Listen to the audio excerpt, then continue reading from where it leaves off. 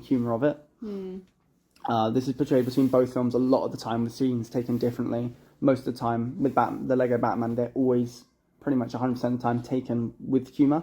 I think humour is their main way of steering it towards kids. They try to avoid the seriousness, depth of it, and point towards jokes that they can make off it.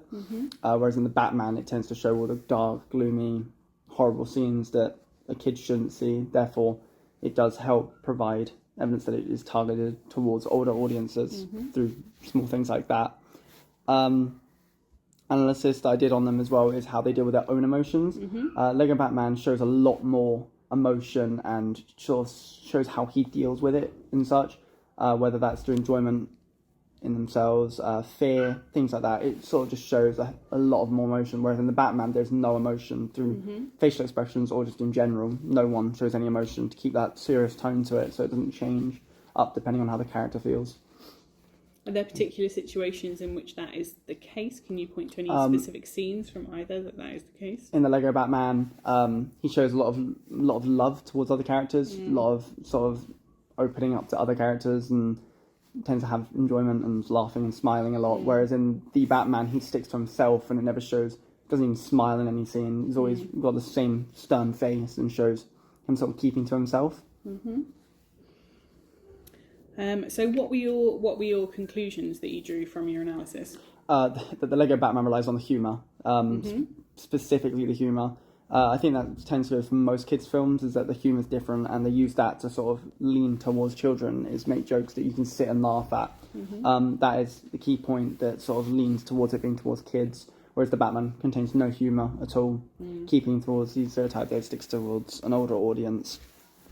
It's well shown through the Batman by them. I don't think they don't use any humour at all. It's all action, seriousness, crime, things like that. Whereas in the Lego Batman, it does keep on lightening the mood. It's a very upgoing film rather than a darker one.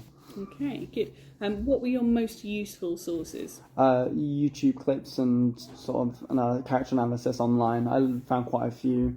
I'll link them to my blog.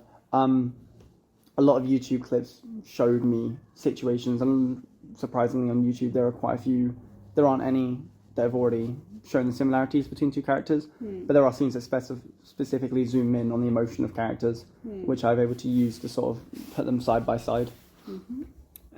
What sources weren't so useful to you? Anything like Wikipedia. Anytime I looked up Batman audience types and things like that, it'd say that it's all for the same audience, and it doesn't simply go into it. Whereas if you look into the deeper meaning of how it shows through the film, you can see that each one's directed more towards children or adult, and it shouldn't be shown to kids, and other times adults wouldn't find it funny. Okay, good. How could you expand this research or improve it?